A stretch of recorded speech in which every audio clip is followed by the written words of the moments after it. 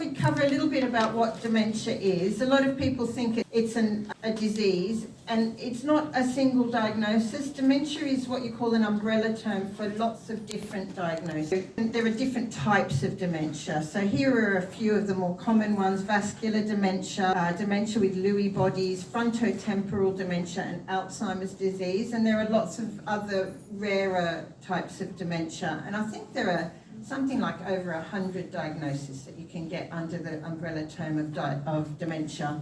And the symptoms for dementia, a lot of people think that it's just about memory loss, but that is only one of the symptoms, and there are so many other symptoms. If you think about what the brain does, it controls every part of our body. So we may lose our memory, we might start to lose ability to think, to organise ourselves and to think. It affects our personality, and eventually it will start to affect our physical ability to move and get dressed, to feed ourselves, to swallow, and so forth. A lot of us might worry that we're getting dementia when we start to forget things. Put your hand up if you've ever walked into a room and stood there going, what am I doing here?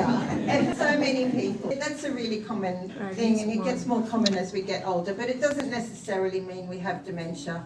But we can start to worry when these sorts of signs come up. There is a lot of information on the Alzheimer's Society website. I don't know if these slides are circulated later. So that the blue text there is a link to the Alzheimer's Society website where you can find information on, sort of do a checklist to see if you should be worried. But these are some of the signs of dementia. You might find that you do get memory loss.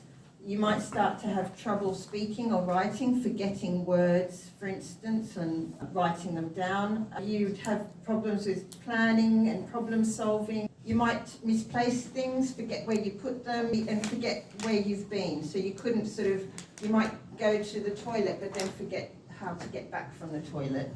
Problems in communicating, speaking, visual and spatial difficulties. So things might get a bit confusing, especially busy patterns on the floor. They might sort of disorientate you and you don't know where to step. You might get a decrease in your judgment, so you can't make decisions or weigh up the facts to make a decision. You might be confused about time or place, and things that are really familiar might become difficult. Things that were previously very easy might be really difficult to carry out.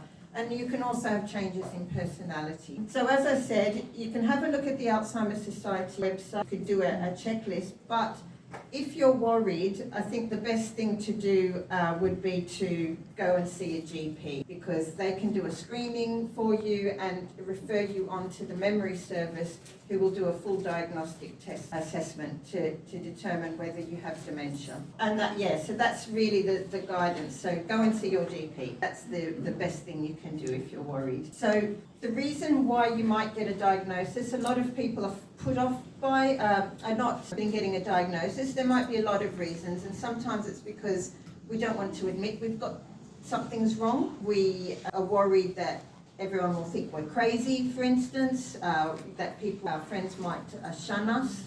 If you get help, the earlier you get help, it's sort of like a gateway to the services and the support that you can get with dementia. So rather than struggling on your own and your family and the people around you struggling to help you, you can get support from services. It can help understand what's going on. It can help you access the treatment that you need, the support. It helps you to plan for the future, and there is support for that as well. So who's going to make decisions for you later on when you're not able to make decisions? You need to make those sort of plans early. So the earlier you do it, the better. And also, having that support can help to improve your quality of life for longer. So also, if you do have dementia, there's plenty to do in Islington to live well and stay connected. Being active is really important. It can make a big difference to your well-being. And having people around you is also really important. And so having contact with services can help you to do those things. The Age UK website has a brilliant resource with lots of dementia-friendly activity that people can access, and their carers, the carers of people with dementia can access. So walking groups, singing sessions, musical activities, lots of creative stuff, which is really important for dementia, and so many more. So you can also check out that web page, which the link is there at the bottom. Okay, so As I said, if you're worried, speak to your GP. Go to the Alzheimer's Society website. They have a wealth of information about dementia, and also visit the Age UK website to see what support you can get in Islington. Okay, so the next thing I wanted to talk about, and probably the main reason why I came here today, is to talk about what you can do to lower your risk of dementia. So a lot of people think that dementia is an inevitable part of aging, it's going to happen to everyone. That is absolutely not true. There are things that you can do to lower your risk. No one knows for sure whether they'll have it or not, we can't say, but we know the groups of people who are at higher risk. So the things that you can do to lower risk there's 5 or 6 things. So generally, they all fall into the category of being really good for the heart. And what's good for the heart is good for the brain. You're encouraging blood to circulate to the brain, getting oxygen to the brain, clearing out all the proteins that are collecting on the brain cells. I don't know the science of it, but it helps to keep the brain active and functioning. So look after your heart. And so to do that, we do exercise every day. So that doesn't mean you have to sign up to a gym. I certainly do not do that, probably tell. But we can do even just a little bit every day to get started and build up as much as you can. So little changes can be a good start. Take stairs instead of the lift. Walk the dog a little bit further. Get off the bus 1 stop early so you're walking a little more distance. There's chair, for those who can't stand up or are a bit unsteady on your feet, you can do chair yoga and other sorts of gentle exercise that are designed for people with disabilities and mobility issues. And even just day-to-day stuff like gardening and housework are considered as exercise too. So anything that gets your heart rate up is good. So start out small and try and build up. And here there's a great webpage on the Islington website for physical activity, and there's a lot of stuff in there about physical activity for older adults. So check that out.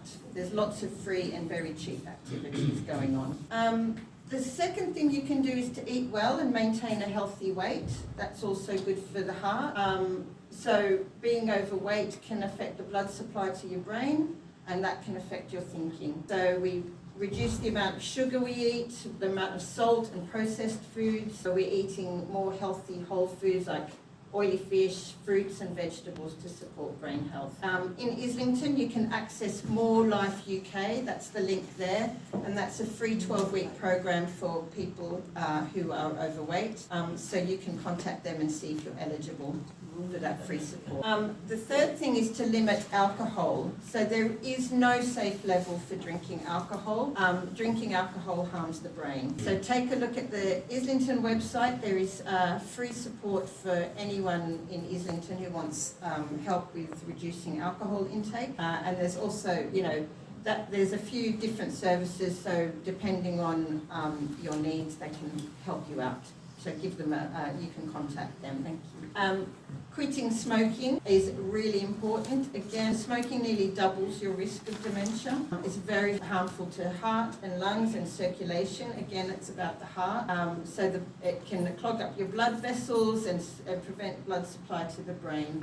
So by giving up smoking, you reduce your risk of dementia. And there is a free service again in Islington called Breathe, and they can support you to stop smoking. It is never, ever too late to stop smoking. Finally, connecting with people around you is really, really important to reduce the risk of dementia. Connecting with other people is good for the heart. It makes us feel good.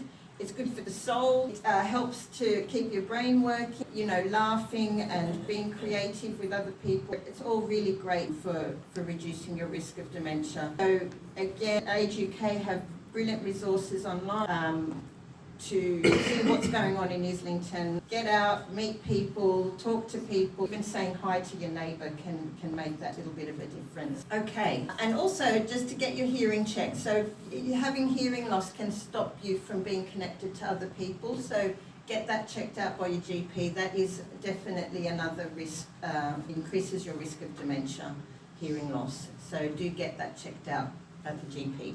I think you can also go and get testing at some of the opticians in Islington for free.